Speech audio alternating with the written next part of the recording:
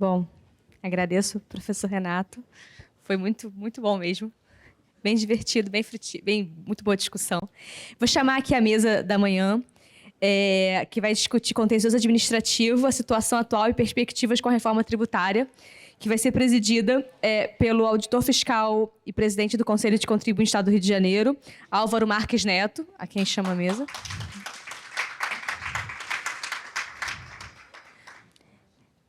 Breno Kingman, advogado e membro da Comissão Especial de Assuntos Tributários da OAB-RJ. Alex Rosa, auditor fiscal da Receita Estadual do Rio de Janeiro e conselheiro do Conselho de Contribuintes Estadual. E Hugo Maurel, secretário de Gestão da Procuradoria-Geral do Estado e representante da Fazenda junto ao Conselho de Contribuintes. E meu dileto chefe durante muito tempo. Vou passar a palavra para o... Bom dia a todos e a todas aqui presentes. Vejo aqui na plateia muitos rostos conhecidos, pessoas que militam aqui na área tributária nas mais diversas atribuições, como magistrados, conselheiros, procuradores, advogados. Agradeço a presença de todos e, desde logo, agradeço também o convite para presidir essa mesa à Procuradoria-Geral do Estado, na figura da doutora Natália Faria, coordenadora científica do evento, e à seccional fluminense da OAB, na figura do doutor Maurício Faro. Temos aqui, vamos tratar nesse painel, um tema muito palpitante no momento no cenário jurídico tributário nacional, que se refere à reforma tributária e seus reflexos no contencioso administrativo em particular. Quais serão os novos contornos, o delineamento do contencioso administrativo à luz dessa reforma tributária que se desenha? Se desenha porque ainda estamos em fase de discussões das leis regulamentadoras, enfim. E sinto muito confortável em ter na mesa aqui diversos atores, cada um em uma área específica de atuação. Temos um procurador do Estado, doutor Hugo Mauro, que não só atua na Procuradoria do Estado há muito tempo, já chefiou a dívida ativa, como também atua no Conselho de Contribuintes do Estado como representante da Fazenda, defendendo os interesses da Fazenda. Temos aqui presente o conselheiro Alex Rosa, do Conselho de Contribuintes do Estado, já atuando há mais de 12 anos no contencioso administrativo tributário fluminense, e o doutor Bruno, advogado, membro da Comissão Especial de Assuntos Tributários da OAB. Então, temos aqui três perspectivas da advocacia privada, da advocacia pública, de um órgão, de um conselheiro julgador, de um órgão do contencioso administrativo tributário. Então, vamos ter essas três visões. Pois bem, dito isto, temos aqui, primeiramente, gostaria de agradecer a brilhante exposição do professor Renato, com sua didática, e conseguiu trazer muitos pontos relevantes acerca e questionamentos, claro, como não poderia deixar de ser, acerca da reforma tributária que se desenha. E nós temos, desde a Constituição de 88, no âmbito dos estados, por exemplo, o ICMS como tributo principal, responsável pela principal arrecadação tributária do Estado. E a Constituição outorgou competência para cada Estado, através de leis próprias, instituir seu imposto principal. Então, temos 27 unidades da Federação com 27 leis distintas instituindo ICMS. Da mesma forma, em relação ao ISS, principal imposto que responde pelos municípios, temos mais de 5.500 municípios com suas respectivas legislações instituindo o ISS. Pois bem, temos um emaranhado de legislação atual, de legislações na configuração atual. E esse emaranhado se reflete no contencioso, seja administrativo ou judicial. E nós que atuamos aqui no julgamento, os doutores que militam na advocacia privada e pública sabem muito bem disso. Esse emaranhado é complexo, nós temos o tributo, o imposto mais complexo do sistema tributário nacional, que é o ICMS, e fora os diversos problemas que traz esse emaranhado de legislações, a malfadada guerra fiscal, bem pautada pelo professor Renato. Pois bem, e à luz disso tudo, depois de muito tempo, de décadas de tentativa, no ano passado, o governo conseguiu aprovar, através do Congresso Nacional, uma reforma tributária por meio da Emenda Constitucional 132, uma reforma que basicamente foca na tributação sobre o consumo, embora aborde um pouco de ITD, de outros impostos, mas focada na tributação sobre o consumo, instituindo esse IVA dual, esse Imposto sobre Valor Adicionado, um de competência compartilhada entre estados e municípios, o IBS, e outro de competência federal, a CBS. Pois bem, a diferença é que agora temos um único tributo de competência compartilhada entre estados e municípios, de modo que ICMS e ISS serão extintos integralmente até 2033. Haverá extinção gradual. E esse único tributo, agora, ele não é mais instituído por cada unidade da federação. Ele é instituído por uma lei única, uma lei complementar federal única, que é válida, obviamente, para todo o território nacional, de modo que a simplificação, inicialmente, uma pretensa simplificação aqui, corrigindo, à luz de tudo exposto pelo professor Renato, traz um pouco mais de segurança jurídica, já que não teremos mais, por exemplo, 27 legislações instituídas ICMS, mais de 5 mil legislações instituídas ISS. E apenas agora uma única lei complementar instituída IBS, que substitui o ISS e o ISS e o ICMS através dessa competência compartilhada. E à luz desse cenário, o legislador constituinte previu quem vai operacionalizar esse novo imposto de competência compartilhada entre estados e municípios e de qual forma se dará. E o legislador constituinte optou por criar uma figura, uma entidade pública instituída sob regime especial, intitulada Comitê Gestor do IBS. Uma figura sui generis no cenário jurídico nacional. Sui generis, digo por quê?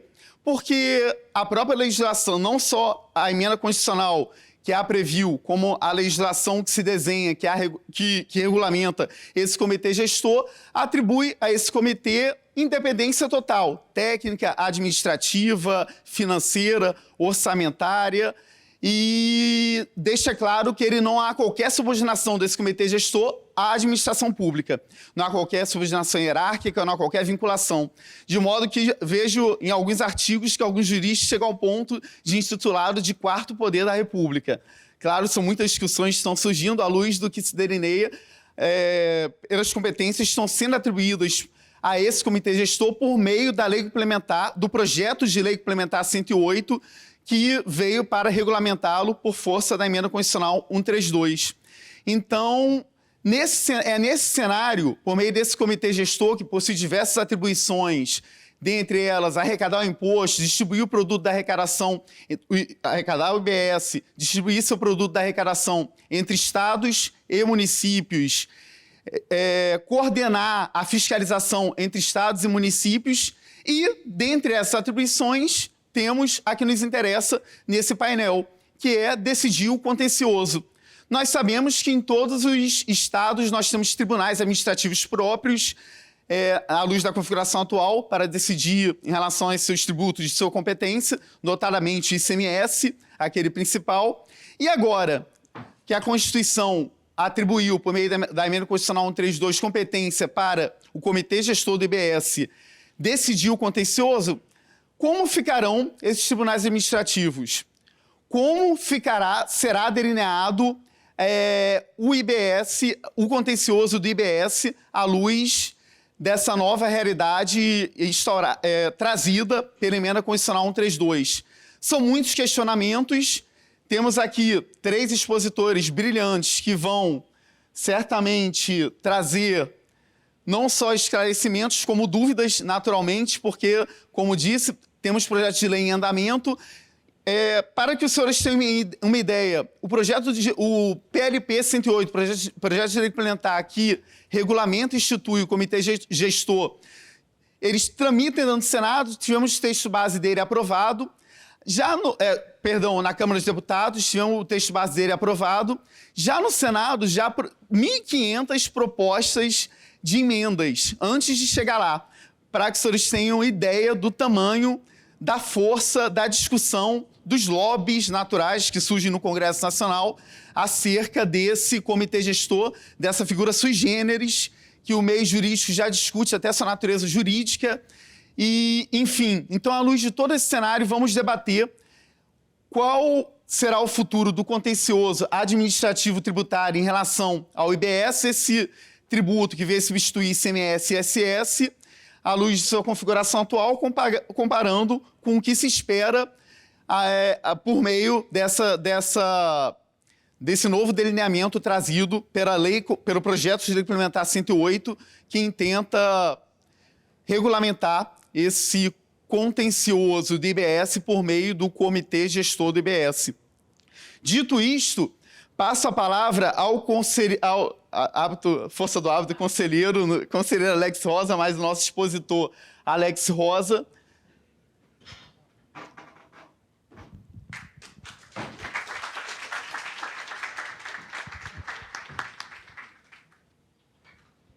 Vou pedir o slide, por gentileza. Sempre difícil falar depois de quem tem o poder da oratória, né, quem está acostumado, mas vamos tentar aqui passar o que a gente vivencia na condição de julgador e também por ter participado na discussão na Confas acerca desse novo contencioso.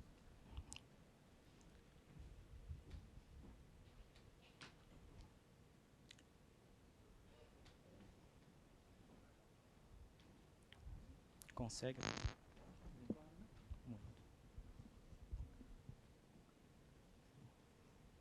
Obrigado. Então, avançando, o Brasil adota aí, a partir dessa emenda um modelo de IVA dual, uma reforma tributária que se centra sobretudo aí no imposto sobre o consumo, se cria uma contribuição que tem todos os fatores que a indicaria como uma espécie tributária aí da natureza de impostos, mas se delegou ela à União, e, por outro lado, se delegou aos estados o IBS, aplicando-se a ambos essa simetria.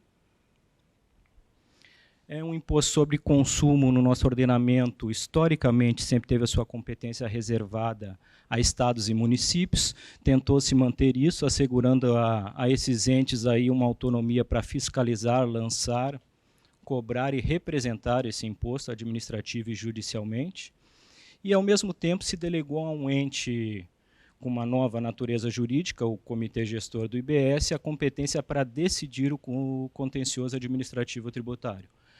Existe uma discussão, até tivemos uma palestra interessante no Senado, que eu vou citar agora no final, sobre essa condição, essa competência para decidir, porque muitos doutrinadores, advogados, defendiam que seria interessante para o país que, desde a primeira instância, fosse integrada a CBS com a IBS para efeitos de julgamento. Eu achei muito interessante o pronunciamento na ocasião do professor também e conselheiro Geraldo da Silva Datos, presidente do Conselho de Minas, destacando essa condição de ato administrativo do lançamento tributário e uma possível inconstitucionalidade em face da própria emenda 132, caso se reservasse a possibilidade de um ente de fora desse comitê, no caso a União, via Receita Federal, ter esse poder de revisar um ato administrativo formalmente editado por uma autoridade de um município ou de um estado. Eu achei bem interessante esse aspecto que se discutia lá no Senado, porque a discussão toda ia no caminho de uma interferência política, uma vontade política e não técnica. Melhorou? Ah, desculpa.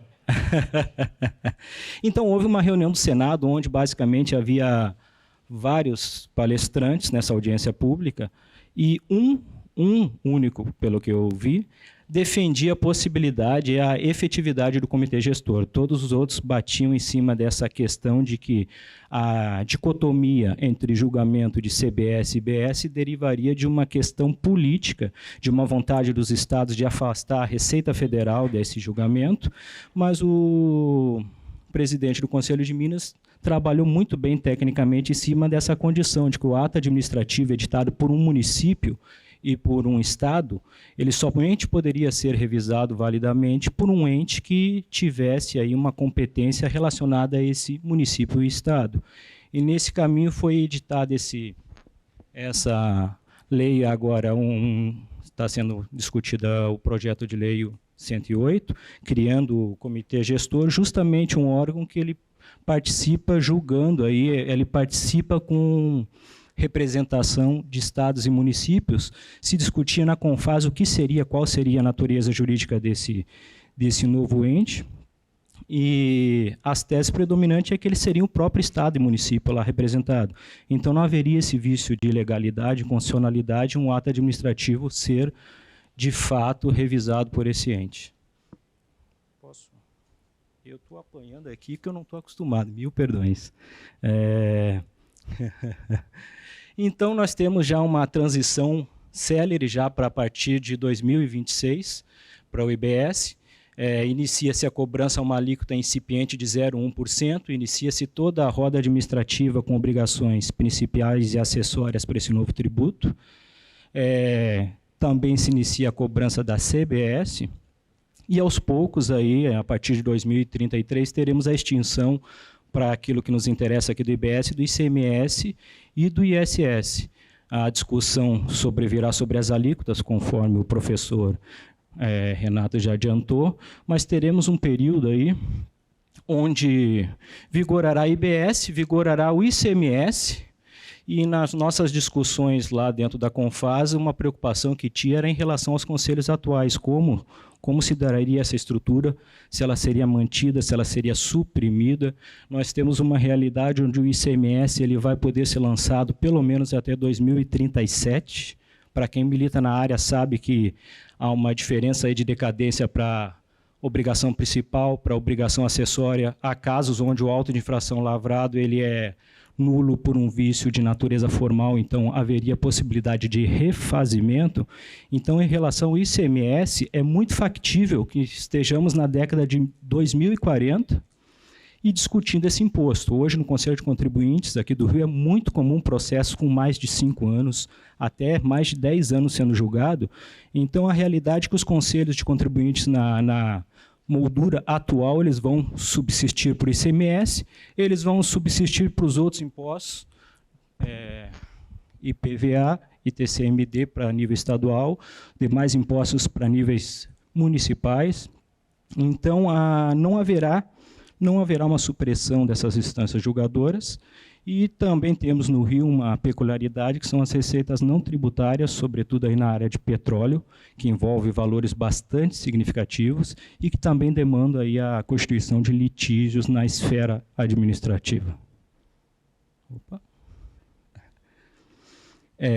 Antes da apresentação do PL 108, eu e outros colegas aqui presentes tivemos a oportunidade de representar o Rio de Janeiro nos grupos da Confas, que discutia esse projeto que resultou no 108, especificamente essa parte de contencioso. Todos os estados acordaram, os representantes técnicos naqueles momentos, de que o modelo proposto seguiria essas premissas. Então, a ideia de simplificação e uniformização da legislação e da jurisprudência já era pensada. Isso aí desde ano passado, quando trabalhamos nesse projeto. Se previu uma manutenção em face dessa circunstância de que vai subsistir a necessidade de conselhos de contribuintes, de órgãos de julgamento para os demais tributos. Então, a primeira ideia era no sentido de manter essas estruturas e as competências atuais. Isso tem vários reflexos, inclusive o texto do PL hoje traz alguns reflexos disso. Se previu para uniformizar uma saída, então nós teríamos órgãos como Niterói, municípios como Niterói com seu órgão de julgamento, município como Rio com seu órgão de julgamento, São Paulo, fora os estados. Então, uma forma de uniformizar toda essa jurisprudência seria justamente criar um órgão nacional que uniformizasse isso. E previu-se a possibilidade aí de os convênios tratarem das condições dos municípios que hoje não teriam condições de assegurar o duplo grau de jurisdição. Isso foi discutido no CONFAS, com base naquelas vantagens de custo, tempo de implementação. Havia uma discussão muito grande em relação a uma estrutura viável de ser aplicada a partir de 2026. Então, no CONFAS havia essa preocupação, ela, de certa forma, se perdeu hoje, já que é difícil implementar o que está sendo proposto no Congresso, mas esse modelo ele foi rejeitado na cúpula, na CERT. Veio o modelo, então, do PL, né, a criação de um comitê gestor fora dos estados julgando e fora dos municípios julgando de modo exclusivo isso, sem a participação dos conselhos atuais, mas essa ideia de assegurar a manutenção das estruturas, ela perpassa vários dispositivos do PL. Por exemplo, os competentes para julgar, nós temos estados como Pernambuco, onde o julgamento tributário é realizado por uma carreira específica dentro da administração tributária. Então, esse texto foi pensado, o artigo 106, lá na origem, a fim de assegurar que pudesse haver essa representação tanto daquele que lança o tributo quanto daquele que julga originariamente o tributo, de forma a contemplar todos os estados. Uma discussão que sempre se tinha essa dificuldade de fazer um projeto de lei que conseguisse, de uma forma menos traumática, atender os interesses de todos os municípios brasileiros, de todos os estados. São estruturas bastante diferentes. Para fins de procuradoria, tem essa discussão hoje no PL, se um auditor fiscal poderia representar a Fazenda Pública administrativamente. Isso foi colocado no texto lá atrás, na CONFAS, porque, de fato, vários estados têm esse procedimento, não é a procuradoria que defende administrativamente a Fazenda Pública. Então, embora o texto tenha perdido aquela noção, aquele viés de manter as estruturas atuais de julgamento, todo ele tem essa conotação, essa natureza de resguardar essas diferenças que se verifica no nosso país. Então, de toda forma, o modelo adotado no PL, finalmente, ele trata de estruturar aí 27 unidades de jurisdição de acordo com nossos estados e municípios, assegurando aí que o lançamento realizado por um município ele vai ser julgado naquela esfera de jurisdição, inicialmente, também assim com os estados. Eu destaco essa composição em 27 câmaras para a primeira instância e 27 câmaras também para a segunda instância, assegurando aí também essa manutenção de jurisdição e havendo essa previsão de que serão criadas turmas de acordo com o volume de demandas que se verificarão aí adiante. Deixa eu ver. O que foi? Então, o modelo proposto ele conta com 2 instâncias iniciais, com aquela composição, inclusive o professor Renato discutiu, que chamou a atenção que há muitos julgadores, mas temos uma primeira instância, uma segunda instância paritária com estados, municípios e contribuintes, e haverá uma instância de uniformização nacional do IBS, onde teremos 17 autoridades julgadoras, que de fato é um número bastante acentuado, mas o que essa discussão ela não perpassou com FAS lá nas discussões iniciais. Isso, então, durante o grupo técnico mais abrangente, nós propusemos a manutenção de estruturas, entendendo que era mais econômico, mais viável para se fazer isso para 2026. Isso foi tratado de uma forma diferente adiante, e aí me parece que prevaleceram aí o interesse dos diversos grupos aí de se fazer representar nessas instâncias, sobretudo aí na parte de uniformização. Foi recentemente também alterado o PL para prever os 2 PLs, para prever a harmonização do IBS e da CBS, um comitê de uniformização onde vai ser necessariamente ouvidas as procuradorias do Estado. São 8 autoridades e há uma deliberação de forma unânime sempre. Eu não tenho o dom da palavra como doutor, então vou acelerando até para tratar tudo. Então, basicamente, os caminhos que se assinalaram lá, foram assinalados na CONFAS, eles foram de alguma forma seguidos. Então, se previu aí, se queria um PAT nacional, Isso está sendo feito. Esse pátio do IBS, embora haja algumas críticas, ele tentou, desde a origem, se aproximar do próprio pátio federal. Eu fui um dos redatores da proposta do Rio, que foi encaminhada na época para ser debatida. Essa proposta ela se assentou em cima daqueles vários projetos, sobretudo o próprio projeto ali de alteração do pátio federal.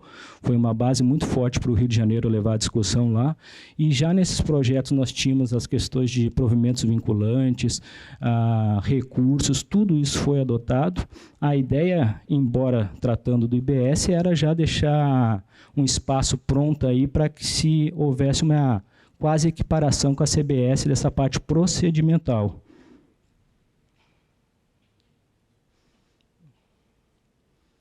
Essa questão dos provimentos vinculantes, processo eletrônico desde o início foi tomado como medida padrão, estruturas virtuais de julgamentos telepresenciais até para atender a necessidade de tempo e a necessidade de economizar em estruturas, foi pensado isso desde o primeiro momento. Uma Câmara Superior do IBS foi trazida de forma a uniformizar essa jurisprudência, isso desde as primeiras propostas já era previsto. Teremos aqui no Rio de Janeiro uma substituição do proceder para ingressar no Conselho Pleno. Hoje nós temos um Conselho Pleno onde é possível recorrer a partir de decisões divergentes nas câmaras. A partir do novo modelo, a subida de um processo ou conhecimento na Câmara Superior apenas ocorrerá com a apresentação de paradigma divergente em relação ao outro julgado. Para nós aqui acostumados com uma forma mais ampla de acesso, isso vai representar uma restrição, mas esse é um modelo adotado para talvez agilizar os processos, acelerar esses julgamentos. Foi previsto um rito sumário também, de acordo com o valor ou a matéria. Esse rito vimos algumas discussões na doutrina, porque em tese, da forma como previsto, ele poderia prejudicar os contribuintes. Ele poderia ter uma decisão desfavorável a ele e não poderia recorrer dentro do rito normal. Eu não sei como isso vai ser disciplinado pelo comitê gestor, mas a ideia inicial desse rito era justamente a dispensa de RO. Alguns estados têm valores de dispensa bastante altos. No Rio Grande do Sul, até pouco tempo, não sei se houve alteração, a dispensa de RO, por exemplo, para descumprimento de obrigações acessórias, era R$ 180 mil. Então, a primeira instância, decidindo contra o Estado, poderia deixar de recorrer até esse valor alto, obviamente favorável ao contribuinte, e esse foi o intento que se tentou levar para o projeto. A redação final não é exatamente aquela que a gente propôs. Inclusive, na redação original, o rito sumário tinha uma previsão de observar as diferenças regionais. Por exemplo, para um estado do norte, ou um município do norte, pode ser interessante, pelo movimento de demandas, pelos valores envolvidos, ele revisar os atos administrativos que dispensarem créditos de valor menor, isso em relação a São Paulo. Então, talvez o município do norte seja importante para ele revisar um ato que dispensa 10 mil, e para São Paulo isso pode justificar um entrave para ele, um aumento de demanda que não traria interesse. No texto original se previu que o ato do comitê gestor disporia sobre esses limites de alçada, essas peculiaridades, de acordo com região, condição econômica. Isso no CONFAS subiu e o texto saiu de forma totalmente diferente, fixando de forma categórica que será um valor nacional para todos. Então, houve uma diferença aí de entendimento em relação àquilo que os próprios representantes do Estado, na parte técnica, queria e aquilo que foi discutido nos grupos de secretários mais adiante. E a criação desse comitê de harmonização do IBS e da CBS. E uma questão aqui, como nós vamos ainda entrar na aprovação do PL e depois na regulamentação, questões que a gente depara no contencioso todo dia que entendemos mereceriam ser bastante consideradas lá na hora dessa regulamentação, é essa previsão de aumento de demanda com os novos litígios, embora haja quem defenda que vai diminuir a litigiosidade, o fato é que nós vamos concentrar em alguns órgãos um volume de competências altos. O Rio de Janeiro são 97 municípios, alguns outros estados passam de 500 municípios e teremos uma Câmara naquele estado que vai centralizar todas essas discussões desses municípios sobre IBS, mais os próprios lançamentos da esfera estadual. Então, muito possivelmente, em relação às estruturas atuais, por exemplo, no Conselho de Contribuintes do Rio, haverá um aumento de demanda, haverá uma necessidade de mais servidores, de novas estruturas de apoio. O Conselho do Rio, pela nossa experiência, não teria condição hoje de assumir uma incumbência de julgar os litígios de todo o Estado, certamente. Outra preocupação são os custos inerentes a essas estruturas, incluindo aí a seção de servidores, pessoal de apoio muito importante, a gente no Rio depende muito deles, então isso precisa ser pensado na parte de regulamentação.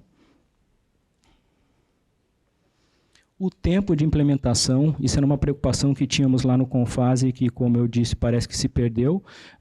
O tributo já começa a girar o IBS, as obrigações principais e acessórias, a partir de 2026, isso é muito rápido. Estamos já à vésperas de se iniciar, a bem da verdade, essa tributação, e os modelos propostos aí precisam ser pensados também, regulamentados, tendo em conta essa necessidade de apressar o processo. Uma questão que para mim é muito importante é a necessidade de sede física nos estados, sobretudo. Eu não consigo imaginar um estado como São Paulo, como Rio de Janeiro, pelo volume de valores em disputa, que não ofereça aos contribuintes uma sede onde ele possa, por exemplo, reclamar de algum erro no sistema, alguma falta de acesso. Eu imagino o contribuinte do Rio ligando para Brasília, para o comitê gestor, para reclamar, porque não há nenhuma unidade dentro do Rio de Janeiro onde ele possa recorrer. Isso não foi previsto até o momento, ao contrário, toda a discussão trabalha sempre em cima da afirmativa de que o processo será todo virtual, as estruturas serão todas virtuais, mas a verdade é que temos bastante dificuldade em outras empresas, outras atividades que adotam esse sistema, envolvendo os valores que envolverá, seria interessante se pensar, sim, em manter, pelo menos, junto às administrações tributárias estaduais, alguma unidade onde o contribuinte pudesse acessar, recorrer, apresentar queixas de forma presencial, protocolar algumas questões de forma presencial, mesmo porque o sistema de informática, infelizmente, eles oscilam. E pode ser aí que o contribuinte se veja obrigado a ficar só preso a um telefone, pedindo esclarecimentos e auxílio técnico. Uma outra questão que deve ser sopesada, dado sobretudo o número de julgadores que são previstos para atuar em favor do comitê gestor, os próprios julgadores. Existe uma realidade em cada estado, mas, por exemplo, no Rio de Janeiro, os julgadores têm uma proximidade entre si, aqui trabalhando, uma certa garantia de recondução por estarem trabalhando na sede do órgão, pelo menos por enquanto. Existe uma experiência, existe uma remuneração que ela é correspondente a isso tudo, e imaginar que um julgador possa simplesmente abrir mão, por exemplo, de um conselho ou de uma junta de revisão fiscal para assumir um cargo no IBS, sujeito à recondução e sem certeza de que ele vai voltar ao cargo de origem, talvez não seja a melhor conduta. Temos mesmo, por exemplo, da parte da representação dos contribuintes, hoje não existe uma vedação no Conselho de Contribuintes do Rio a outros exercícios profissionais, mas alguns estados vedam a prática da advocacia para quem, por exemplo, atua como conselheiro. Então, isso tudo pode significar, para efeito aí de escolha de interessados a julgadores, uma preterição dos julgadores atuais, e isso vai abrir espaço, infelizmente, para pessoas que não passaram pela primeira instância, pela segunda instância, que não estão acostumados com esse rito de procedimentos. No Conselho de Contribuintes aqui do Rio tivemos recentemente uma experiência assim. Pessoas muito competentes nas suas áreas foram nomeadas para conselheiros, tá? Muito competentes, eu não tenho nada a falar contra aqueles dois colegas nossos, mas, de fato, na condição de conselheiros, eles tiveram muita dificuldade a ponto de, depois de um tempo, pedirem para sair. Então, se prestigia. Eu tenho minha formação originada no Rio Grande do Sul, onde a carreira de julgador ela é prestigiada desde o início, primeira instância, segunda instância, experiência do julgador, passava por todas essas fases, e não havendo no IBS uma garantia para o julgador, isso pode ser perdido. Uma outra possibilidade, que eu não sei se foi pensado ou não, nos grupos há opiniões de todos os lados, no grupo da CONFAS, mas é a possibilidade dos conselheiros atuais, julgadores atuais, acumularem as funções que desempenham hoje com as funções do IBS.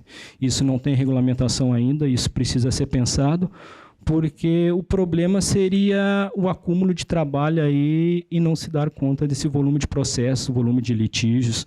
Então, é essa outra questão que, da nossa parte de julgador, a gente se preocupa. Prezados, eu agradeço.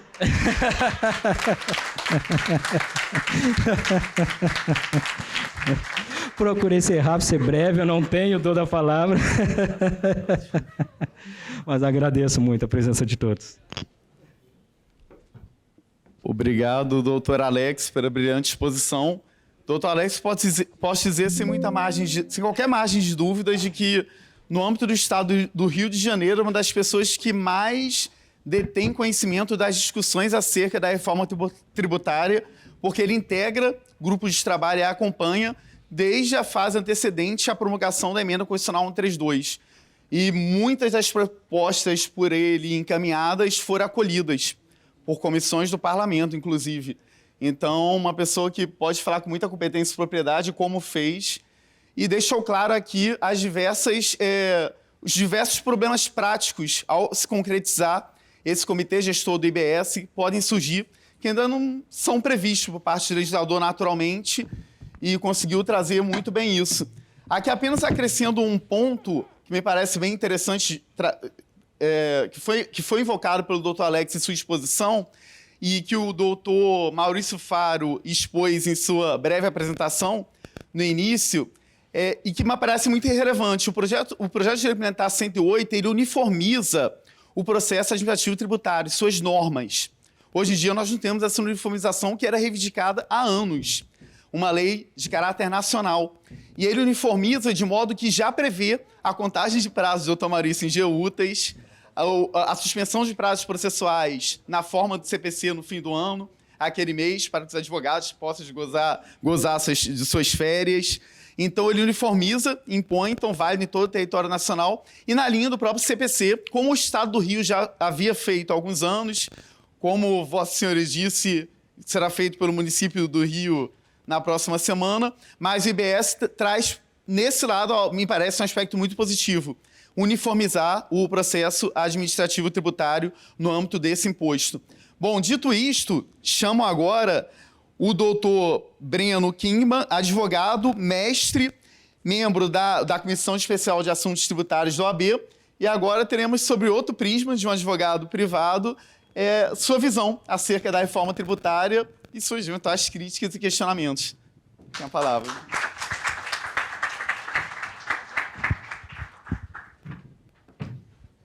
Bem, bom dia a todos. É um prazer estar aqui hoje. Agradeço muitíssimo o convite da pessoa da doutora Natália Faria, do presidente aqui da nossa comissão, o doutor Maurício Faro. Queria começar dizendo, doutor Renato Beixo, que eu também sou criança pequena de Barbacena. Na verdade, meu pai é de Barbacena. Na verdade, meu pai é de Antônio Carlos, mas Antônio Carlos era distrito de Barbacena. E eu sou de Santos Dumont, que antes era Palmira, que também era distrito de Barbacena. Minha família é toda de lá, então temos isso em comum. E temos isso em comum, mas eu vou divergir também de alguns pontos do doutor. Bem, primeiro dizer que a palestra é como que está o contencioso tributário hoje e como que vai ficar. E o contencioso tributário hoje está muito ruim. Isso já é minha conclusão. Está ruim pela qualidade dos profissionais que julgam os processos? De forma nenhuma. Encontrei aqui o doutor Robson, do CARF, doutor Marcelo, doutor Ricardo, aqui do Conselho de Contribuintes do Estado, doutor Marcelo e doutor Robson são do CARF. Pessoas do mais alto gabarito, e os julgamentos, quem milita nesses órgãos sabe que os debates são de altíssimo nível e as soluções dadas também são de altíssimo nível. Mas o problema do contencioso tributário está na origem. São as legislações que são geradoras, são fatos geradores de auto de infração. O doutor Renato mencionou aqui o PIS e COFINS, e em 2007, eu dei uma palestra com a desembargadora, hoje ministra, Regina Helena Costa. Ela lançava o livro sobre praticabilidade. E, na época, todos estavam empolgados com a não cumulatividade do PIS e COFINS, que era recente. E dizia, olha, que questão de justiça fiscal. Agora o PIS e COFINS não vai ser mais um tributo sob cascata. E eu, naquela época, jovem, na minha palestra, critiquei a não cumulatividade do PIS e COFINS, porque eu disse o seguinte, todo empresário sabe o que é faturamento. Então, naquele momento, o PIS e COFINS era 3,65% do faturamento da empresa. Depois houve uma divergência se era sobre o total de receita, mas todo empresário também sabe o que é receita, sabe o que é faturamento, então não tinha autodifração de PIS e COFINS. O que se tinha era discussão judicial se o PIS e COFINS era sobre faturamento ou sobre receita. Não existia autodifração quase de PIS e COFINS. E a legislação de PIS e COFINS foi alterada para dizer o seguinte, empresário, olha as suas receitas. Parte da receita vai ser não cumulativa, parte da receita vai ser cumulativa. Agora, o senhor olha as suas despesas. Tem despesa que vai dar crédito de PIS e COFINS. Tem despesa que é sobre o ativo, que você vai tomar sobre depreciação de acordo com a vida útil do bem. O empresário, opa, isso aqui está ficando sofisticado. Mas qual o tipo de despesa que eu vou tomar em relação às minhas despesas? Qual o tipo de crédito? Ah, é insumo. Mas o que é insumo? E isso foi a maior fábrica de autos de infração no âmbito federal. Conceito de insumo. Demorou-se quase 14, 15 anos para se decidir o conceito de insumo. A STJ disse, insumo é aquilo que é essencial e relevante. Então, todos os dias, quando a gente acorda, a gente recebe um órgão de excelente nível que chama-se Jota. E a primeira notícia do Jota é sempre a seguinte, CARF decidiu que o item tal dá direito a crédito. CARF decidiu que o item tal não dá direito a crédito. E todos os dias o CARF decide se um item dá direito a crédito ou não dá direito a crédito. Por óbvio, porque são milhares de serviços e bens e o CARF jamais vai conseguir exaurir todas as possibilidades. E o que às vezes os julgadores não sabem, como que acontece o fenômeno de tomada de crédito de PIS e COFINS? Ele não acontece a posteriori, inicialmente, ele acontece a posteriori. 5 anos depois que o empresário já está tomando crédito, chega um auditor, um consultor, na verdade, e diz o seguinte, veja bem, eu tenho aqui uma tabela para o senhor. Sinal verde, esse aqui é os créditos que o CARF já autorizou. Sinal vermelho, esse aqui são os créditos que o CARF já glosou, não aceitou. E esse aqui é o sinal cinza ou amarelo, que o senhor pode tomar o crédito ou não. Aí o contribuinte fala, bem, vamos retificar tudo, vamos incluir os verdes, e vamos discutir aqui alguns amarelos que eu acho que são bons ou ruins. Então, isso gera o seguinte fenômeno. O governo não sabe o quanto vai arrecadar de PIS e COFINS ano a ano. O contribuinte não sabe a carga tributária sobre os produtos e serviços dele ano a ano. E o cidadão, quando recebe ali uma fatura, por exemplo, de energia elétrica, que diz, aqui tem 4,65 de PIS e COFINS, é a sua carga fiscal, aquilo é uma mera ficção.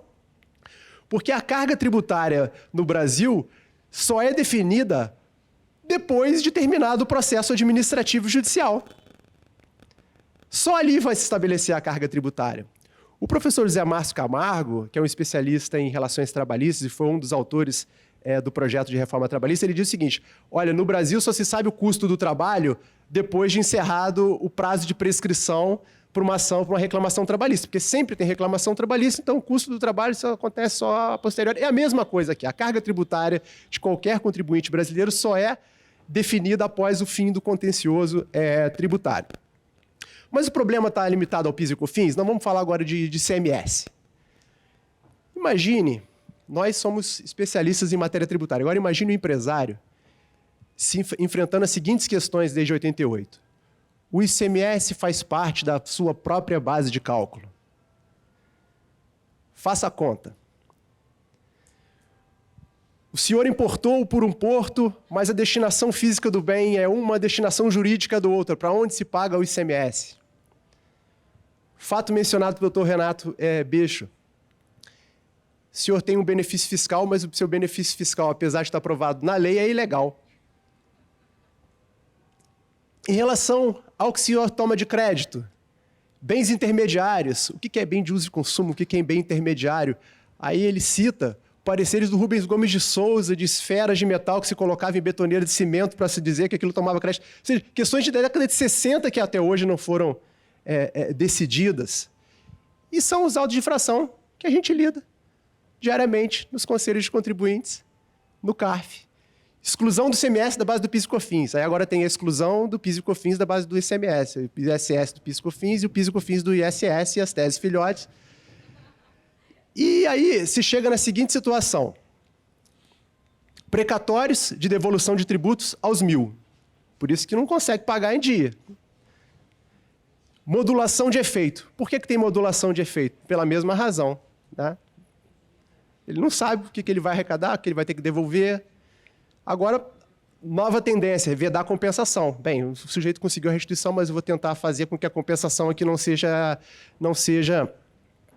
efetivada. Então, é um problema de difícil solução. Então, a primeira discordância que eu tenho em relação a algumas falas é que eu acho que a reforma tributária ela não era só necessária, como ela era... que não daria para pensar. É uma decisão que a gente tinha que tomar. Tinha que simplificar o sistema. Qualquer coisa é melhor do que a que a gente está hoje em dia. E eu entendo realmente que haverá, sim, uma diminuição bem substancial nos litígios daqui para frente, quando a reforma estiver plenamente em vigor. Eu realmente acredito nisso. Por exemplo, eu fico muito feliz de nunca mais ter que decidir se o ISS ou ICMS. E a discussão, geralmente, não é da perspectiva do contribuinte que não quer pagar ICMS nem ISS, não. A perspectiva é de que ele é cobrado tanto pelo município quanto pelo Estado. Então, existem diversos casos que o contribuinte é atuado pelo ICMS e é atuado pelo ISS ao mesmo tempo.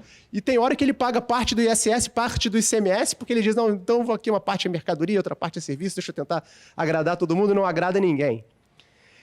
Então, eu sou entusiasta da reforma tributária. Eu acredito que a não cumulatividade, como foi posta, mais regrada, ela vai diminuir, sim, o litígio, menos alíquotas, que em hora ou outra gera injustiça fiscal, como o exemplo dado aqui de fralda, perfume, arma.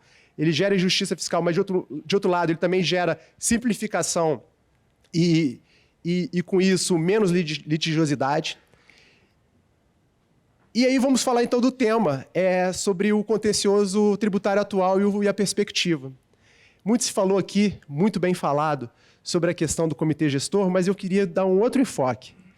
Dos conselhos de contribuinte que já existem no município, no Estado e o CARF, que vão continuar julgando estoque e julgando os tributos que ficaram fora da reforma. Eles vão continuar. E aí eu tenho algumas sugestões para uma lei geral, nacional, tributária, que pode ser instituída, por exemplo, por uma lei complementar. Primeiro, uma uniformização das fiscalizações. Fiscalização do município A não pode ser diferente do município B, do estado A diferente do B. Uma uniformização do layout e do próprio auto de infração. O auto de infração, hoje em dia, da Receita Federal do Brasil, parece uma petição inicial. Tem fotos, tem gráficos, tem explicações, a legislação é bem detalhada, tem jurisprudência. A gente lê o auto de infração da Receita Federal, a gente entende qual é a cobrança e vamos fazer a defesa. Em alguns municípios e alguns estados, eu não vou citar nome, o relato do auto de infração deixou de pagar ICMS, deixou de pagar ISS. Fundamentação legal, aí você olha, bota a fundamentação legal. Quando a gente vai olhar, o artigo tem que pagar ICMS, tem que pagar ISS. O auto de infração de uma página. Isso dificulta para o contribuinte, para o julgador, para todo mundo. E planilhas ininteligíveis, então deveria ter o mesmo layout, o mesmo tipo de fundamentação mínima. E aí depois, contagem de prazo para defesa. Tem município que é 10 dias, tem município que é 15, tem estado que é 20, tem estado que é 30, tem estado que é dias úteis, tem estado que é dia corrido. Simplificar esse ato tão importante que é o processo administrativo tributário. O acompanhamento do processo. Tem município que permite o acompanhamento do processo online, outros não. Meios de prova, julgamento em primeira instância, como é feito, se tem direito à sustentação oral ou não. Eu acredito que deveria ter, para poder haver uma maior participação do contribuinte, ajudar, inclusive, no julgamento. Segunda instância administrativa. O julgamento pode ser online. Por exemplo, a gente está no estado do Rio de Janeiro, que tem municípios distantes, Então, quem está aqui no Rio de Janeiro, como nós, advogados, somos beneficiados de poder, com o maior prazer, ir lá no Conselho de Contribuintes, mas também se poderia permitir, em alguns casos, julgamento online para advogados que estão em localidades distantes. Ainda falando do órgão de segunda instância, ser paritário, ser um órgão que aplica a jurisprudência não só pacificada no âmbito do Poder Judiciário, em recurso repetitivo, ou repercussão geral, ou em ADIM, mas também que ele olhe para outros estados para não ter discussão divergente. Bem, o Tribunal de Justiça de Minas Gerais está pacificado que esse item dá direito a crédito. O nosso tribunal aqui também, por que eu, conselho, vou julgar diferente? Então, ter essa sensibilidade que o processo administrativo é algo também importante para uniformizar entendimentos entre os entes da federação e entre os municípios. E aqui, no âmbito do Estado do Rio e do município do Rio também, existe uma figura que já passou da hora. Chama-se recurso hierárquico. Até o nome é feio. Num país democrático, você tem um recurso que chama recurso hierárquico. O doutor Renato Beixo falou que são 6 instâncias tributárias, né? 2 administrativas e 4 judiciais. Não conhece o Estado do Rio. Aqui no Estado do Rio tem o recurso hierárquico, tem mais uma instância, que é uma pessoa só decidindo. Então, assim, numa lei nacional, tributária, complementar, poderia estabelecer e uniformizar tudo isso. Como que tem que ser a certidão de dívida ativa, se pode fazer transação ou não, como um meio alternativo de solução daquele litígio. E eu sou, inclusive, muito entusiasta de, a partir agora da reforma, haver um super refis, um refis nacional, que abrangesse ISS, ICMS, todos os tributos federais, para a gente tentar limpar o passado.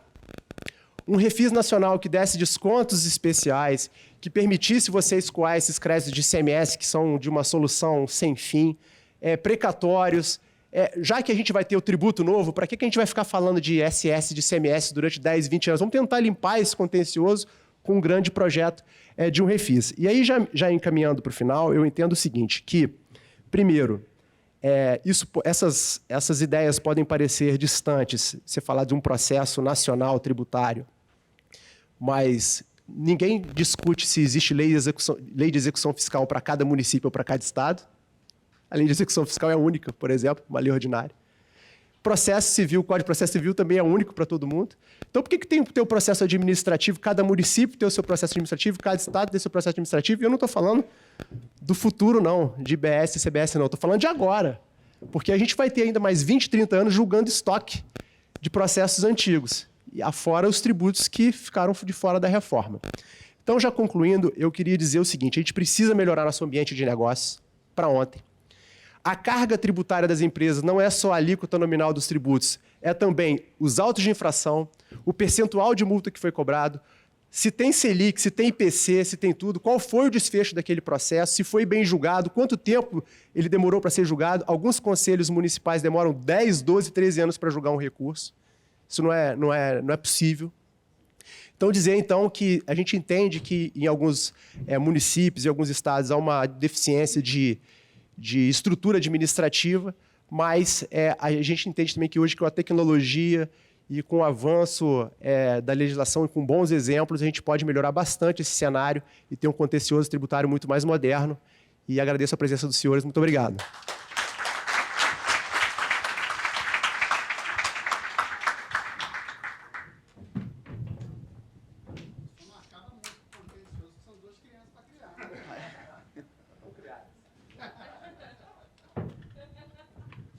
Bom, gostaria de agradecer o doutor Breno pela brilhante exposição, trazendo uma visão mais da advocacia privada, inclusive com sugestões bastante pertinentes a meu sentir. E, como ele bem pontuou, não devemos pensar só para o futuro, só para o BS. À luz do cenário atual, poderíamos já ter, por exemplo, uma lei disciplinando o processo administrativo tributário em nível nacional. Já há tentativas, há projetos de lei no Congresso, mas que não estão parados por quaisquer razões que sejam. Então, mas temos que pensar também no cenário atual, não só para o futuro. E o fortalecimento do nosso contencioso administrativo, todos sabem suas vantagens em relação ao judicial, seu menor custo, sua celeridade, a maior busca pela verdade material. Então, enfim, todos esses benefícios e a diminuição da litigiosidade no âmbito do Poder Judiciário, que é fundamental. no contencioso nós podemos resolver boa parte desses conflitos, buscamos sempre resolver na busca da justiça fiscal e sempre primando, por mais que muitos, eventualmente, cidadãos, sociedade civil em geral pensem numa pretensa parcialidade, mas o princípio da imparcialidade norteia o jogador do contencioso administrativo. Por mais que tenhamos representantes do fisco, dos contribuintes, uma vez nomeados, todos têm que primar pela imparcialidade, pelo controle da legalidade do ato administrativo. É claro que, dado sua origem, pode ter uma formação um pouco mais vinculada para o lado do fisco, para o lado do contribuinte, como um juiz, um desembargador, um ministro do STF tem, um lado mais garantista, um lado mais acusador, enfim, mas isso é por formação jurídica. Mas, na sua atuação, devemos sempre primar pela imparcialidade, e isso aqui no âmbito do Conselho de Contribuintes do Estado, posso ser até um pouco suspeito em comentar por seu atual presidente, integrante já há alguns anos, e os que militam lá devem saber disso, nós primamos muito por isso. Tanto que os votos de qualidade, embora previstos, são muito pouco proferidos, graças a Deus, porque dúvida, divisão, só demonstra que há algum problema, há incerteza quanto àquele crédito tributário. Então, e também temos um percentual bastante elevado de autos de fração no âmbito de todo o contencioso, que eventualmente, entre aspas, caem, são julgados nulos, improcedentes. Entre primeira e segunda instância, quase metade, 2 autos de fração também do contencioso, 2 lançamentos de ofício, acabam caindo. Isso é bom. Se revela bom no sentido de bom para o Estado, porque, eventualmente, um lançamento mal lavrado no judiciário, o Estado iria sucumbir, e bom para o contribuinte, que não vai ter o custo de mover uma máquina judicial que tem, além do custo no sentido financeiro, a gente sabe toda a morosidade inerente ao Poder Judiciário. Então, um contencioso administrativo forte é bom para todos. É bom para o Estado, é bom para o contribuinte, e primamos cada vez mais por esse fortalecimento. E as sugestões trazidas aqui, temos em mente pelo doutor Breno, são fundamentais, e não só pensando à luz do IBS, mas à luz de todos os demais tributos que amanecem no âmbito do nosso Conselho, ITD, IPVA, receitas não tributárias, continuamos a julgar, e o próprio ICMS ainda fica aí ao longo de 15 anos, pelo menos, tramitando ao longo. Então, agradeço, doutor Breno, por sua brilhante disposição, suas sugestões, seus questionamentos. E agora, passo a palavra ao doutor Hugo Maurel, doutor Hugo, que é procurador do Estado, atual secretário de gestão da PGE, e doutor Hugo, que milita no nosso Conselho de Contribuintes há mais de 5 anos, então pode falar também com toda a propriedade, conhece, domina o contencioso administrativo tributário também. Então, passo a palavra ao doutor Hugo.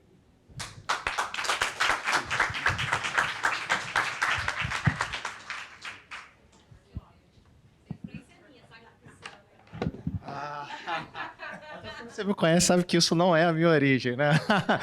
Mas fato é que, cara, essa palestra me tirou o sono. Por quê? E primeiro, agradecer o convite, à Natália, ao Maurício, muito obrigado pela oportunidade de estar aqui. Agradecer a Vera pela oportunidade de estar lá no Conselho, uma pessoa que eu tenho aprendido muito ao longo desse tempo. Já vi o Marcelo. Pois é, poxa, ela é incrível. Então, assim, eu só tenho a agradecer, e agradecer em público é uma oportunidade que poucas vezes a gente tem. Mas, para ser breve, eu vou voltar aqui, sem esquecer de agradecer as palavras aqui do Álvaro, que a gente trabalhou um bom tempo lá na Terceira Câmara, e foi um período muito bom. Tive a oportunidade de trabalhar tanto com o Álvaro quanto com o Alex. Mas essa palestra, para mim, foi muito difícil de montar esse bate-papo, na verdade, porque eu só tenho dúvidas. Isso é incrível. Eu não tenho certeza de nada que vai acontecer, e eu não tenho convicção das minhas primeiras análises e sensações sobre essa reforma tributária. E aí eu fui olhar por que eu estou com tanta dúvida. Eu cheguei à conclusão que era por causa disso. Eu sou pisciano com ascendente em escorpião. Então, eu sou um sonhador que tem pés no chão. Se é que isso não é contraditório o suficiente para eu sequer entender a reforma tributária. A imagem foi o ChatGPT. Não existe. Mas eu trouxe algumas características para a gente começar a conversar justamente do que seria o pisciano com ascendente em Escorpião. Eu falei Áries, mas é Escorpião. Ele tenta ter empatia, imaginação e intuição. E gera esse problema entre a sensibilidade do pisciano e a intensidade controladora do Escorpião. Isso é o problema que eu estou sofrendo ao analisar a reforma tributária. E por quê? Porque, na verdade, a minha intuição diz, e aí eu vou muito na linha do que o Breno falou, que simplificação a gente vai conseguir. Porque um cenário pior do que o que a gente já tem é difícil. Vai ter que fazer muita bobagem na interpretação das normas, na elaboração das regulamentações, para tornar pior do que já é. Hoje é complexo. Por maior que seja a qualidade dos julgadores, como você bem colocou, por maior que seja a qualidade do trabalho, da representação da fazenda, da tentativa de jogar junto com o contribuinte, e até pelo fato de ter passado pela Procuradoria da Dívida Ativa, eu acho que eu posso falar isso com propriedade, a Procuradoria do Estado do Rio de Janeiro, ela sempre foi muito aberta a receber os contribuintes, a ouvir a opinião dos contribuintes. A gente tem muita liberdade de atuação, tanto no Conselho, quanto na Procuradoria da Dívida Ativa, no controle de legalidade, e isso dá muito prazer de trabalhar nesses dois locais. Então, a minha sensação é, por melhor que a gente faça, cara, bom não vai ser. Então, simplificação a gente vai ter. E aí é meu lado pisciano. Meu problema, quando a gente entra na parte de transparência e cooperação, eu não vi acontecer na prática até hoje. Não vi. E olha que, do que eu vejo de alguns colegas, de comentar, colegas de outros estados, de procuradores do município, como eu falei, eu posso dizer com orgulho que a Procuradoria-Geral do Estado do Rio de Janeiro, ela traz essa conexão com o contribuinte mais do que a maioria dos outros entes federativos. Nós estamos acima da média nesse ponto. Só que, normalmente, a gente tem problema entre a gente. A Procuradoria da Fazenda Nacional pensa da forma X, eles trouxeram várias inovações lá com a famosa portaria 33 na cobrança do crédito tributário, muita coisa que, sinceramente, eu não concordo. E eu não concordo e não quero fazer igual a eles, porque aqui eu consigo olhar com uma lupa para o controle de legalidade, quando eu estou falando já lá na última fase, que é a inscrição em dívida ativa, coisa que eles não têm essa liberdade, eles são mais engessados historicamente. A gente tem há muito tempo, dentro da Procuradoria-Geral do Estado do Rio de Janeiro, um instituto que nos permite concordar com uma impugnação ao embargo de execução. Se eu entender que o mérito ali, o contribuinte tem razão, eu faço uma manifestação para o chefe da dívida ativa, o chefe da dívida ativa, concordando comigo, a depender do valor, manda para o Procurador-Geral do Estado, que, concordando com o chefe da dívida ativa, com base no meu opinamento, a gente vai realizar o controle de legalidade extinguindo aquela CDA. Isso não é tão normal. Muito pelo contrário. Isso veio ser trazido recentemente por vários entes públicos como, olha, estamos fazendo transação. Pô, desculpa, você está fazendo controle de legalidade. E eu já faço isso há anos. Então, as procuradorias do Estado, às vezes até, a gente sabe disso, e já até avançando um pouquinho, porque o tempo está um pouco escasso e eu não quero deixar ninguém morrendo de fome, até porque eu fico mal-humorado com fome, o debate dentro do Conselho é muito enriquecedor justamente por causa disso. A gente tem um advogado público, a gente tem os auditores fiscais lá da Fazenda e a gente tem, no mesmo ambiente, o contribuinte se manifestando. E aí já fica uma crítica a um ponto que, não lembro se foi o Álvaro ou o Alex que trouxe, no sentido de que a representação da Fazenda tem que ser da advocacia pública, ao meu sentir. Eu sei que tem estados eu não tenho certeza, mas entes que não estão estruturados dessa forma, mas a pluralidade faz com que aquele ato do lançamento ele chegue o mais perfeito possível no seu termo final e, com isso, eventual cobrança perante o Poder Judiciário vai ser muito mais firme, vai ser muito mais fácil de você conseguir. E mais do que isso, é outro ponto que vai ser criticado nesse PL, o crédito tem que chegar rápido na Procuradoria-Geral do Estado. O crédito tem que chegar rápido porque o tempo é um fator essencial. O Paulo falou mais cedo, até um trabalho incrível que foi feito pelo Tiago, contador lá da Procuradoria da Dívida Ativa, numa tese de mestrado. Na verdade, ele refez todo o sistema de classificação dos créditos, que hoje é muito mais preciso, isso impacta nos riscos fiscais. Assim, foi um trabalho assim, excelente, brilhante. Assim, eu bato muita palma mesmo, porque é difícil uma pessoa trazer tanto acréscimo quanto ele trouxe para um órgão lá dentro a partir de um estudo para mestrado. Foi um negócio assim, muito prático, muito legal de ver. E o principal fator que atinge a cobrança do crédito, a qualidade da cobrança, é o tempo. A gente sabe disso. Quanto mais novo o crédito está lá, mais fácil é a recuperação desse crédito. Então, se ficar parado durante muito tempo lá no comitê gestor, esse crédito vai apodrecendo. A gente perde na eficiência. Então, não faz sentido você ter um timing, inclusive, diferente para enviar para a inscrição em dívida ativa em relação à CBS e ao IBS. O importante é que seja igual. Por quê? A Procuradoria-Geral da Fazenda Nacional, por ter muito mais proximidade da Receita Federal, e isso não é uma crítica, é uma constatação, eles conseguem informações com mais celeridade. Esse comitê gestor vai permitir que a gente tenha esse acesso às informações fiscais também desde o início para poder aperfeiçoar o lançamento e ter uma cobrança aprimorada no dia a dia? Eu sonho com isso. Vamos conseguir? Não sei. Meu lado escorpiano diz que não. E mais do que isso, eu acredito na empatia. Eu acho que a empatia é o que pode mudar o mundo.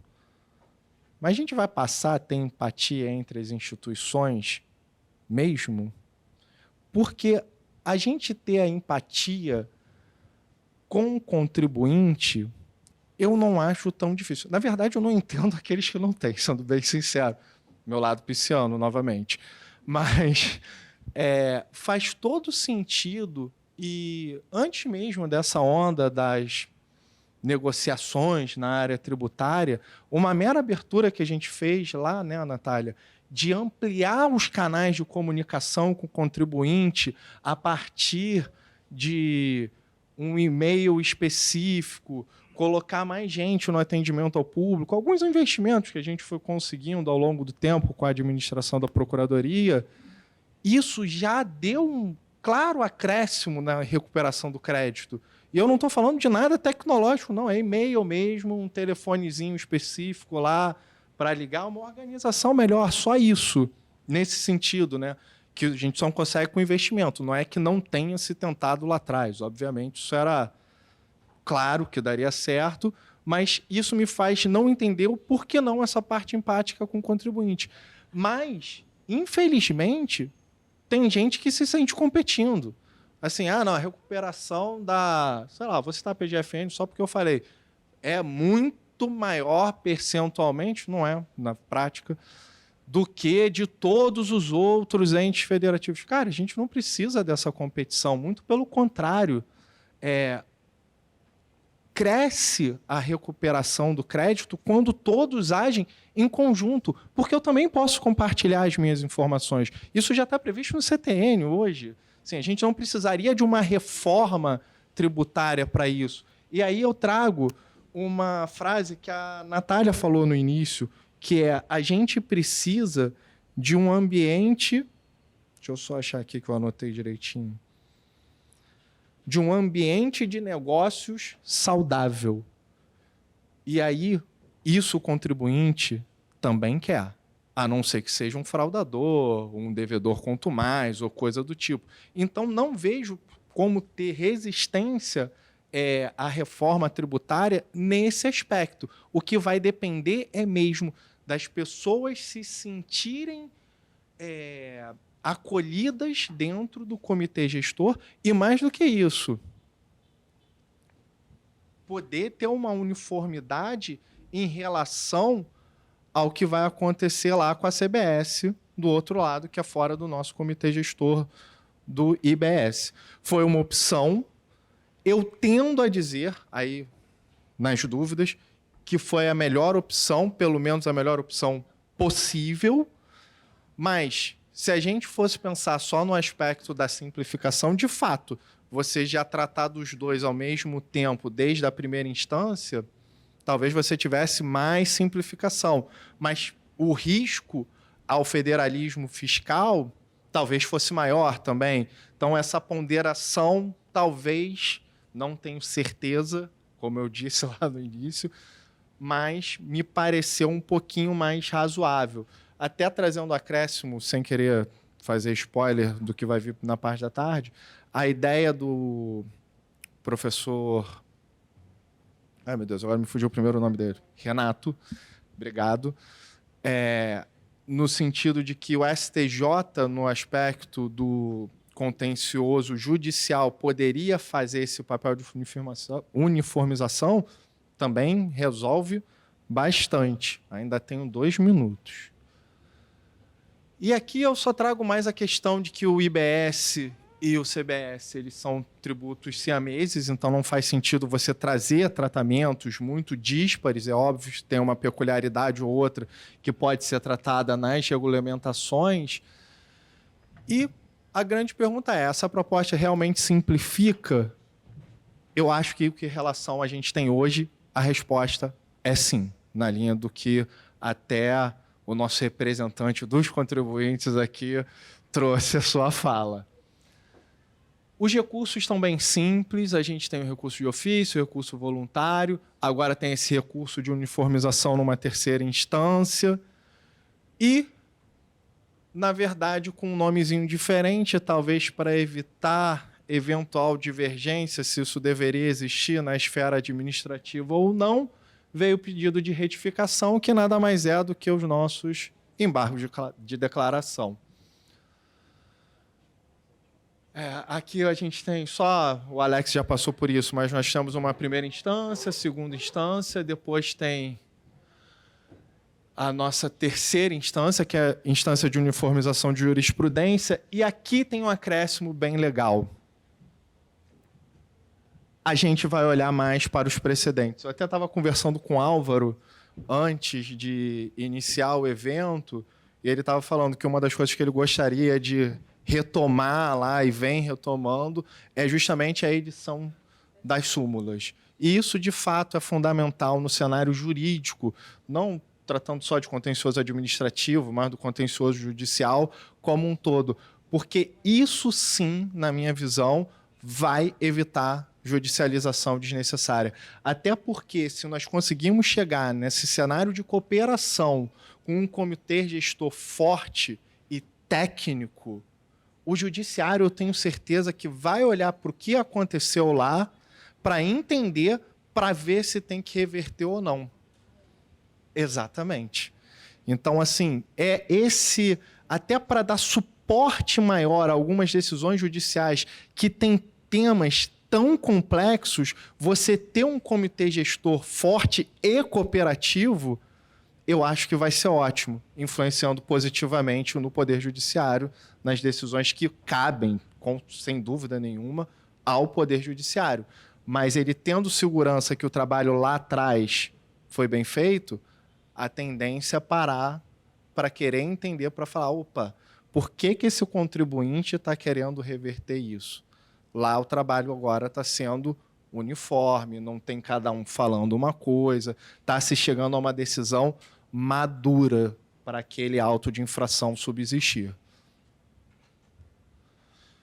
Já falei um pouco disso, não vou retomar, mas a minha preocupação no controle de legalidade, aqui trazendo um pouquinho da capa da função que eu estou exercendo hoje na Procuradoria-Geral do Estado, que é a de secretário de gestão, e debaixo do meu guarda-chuva acaba ficando o pessoal da TI, que eu tenho tanto carinho lá, o pessoal é muito legal.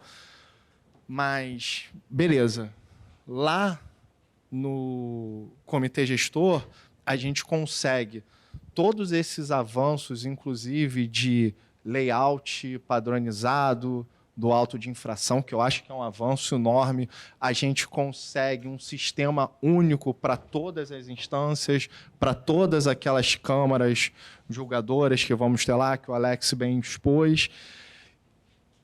Mas e depois que isso vai para a inscrição em dívida ativa? Vai se criar um novo sistema lá, único, centralizado? Porque precisa ter conexão com o tribunal. O sistema do tribunal tem variado de tecnologia. E, de fato, é natural que seja assim, porque as tecnologias elas vão evoluindo. A implementação da tecnologia ela é sempre incremental.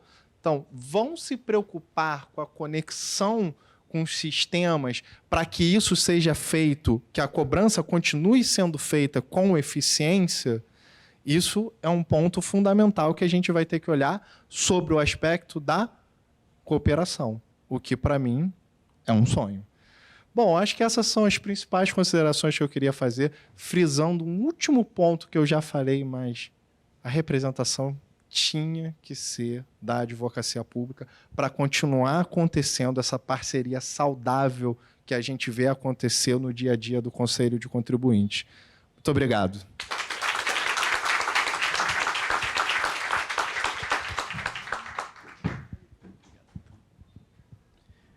Bom, congratulo o doutor Hugo por sua didática e exposição e por trazer suas inquietudes, naturalmente, à luz de todo esse cenário da reforma tributária. E também, já respondendo a indagação do doutor Hugo, foi o doutor Alex que trouxe essa exposição acerca da... No texto base do projeto do PLP 108, consta que a representação da Fazenda, junto aos órgãos de as turmas, as câmaras de julgamento do contencioso administrativo, ela poderá se dar por servidores da administração tributária ou por procuradores pela advocacia pública. E tem essa divergência. Eu mesmo pude ler uma nota, uma manifestação da Associação Nacional dos Procuradores do Estado, recentemente, em que eles expõem a razão pela qual deveria ser apenas 2 procuradores do Estado. Primeiro, porque é a função por excelência do procurador do Estado defender o interesse da Fazenda Pública.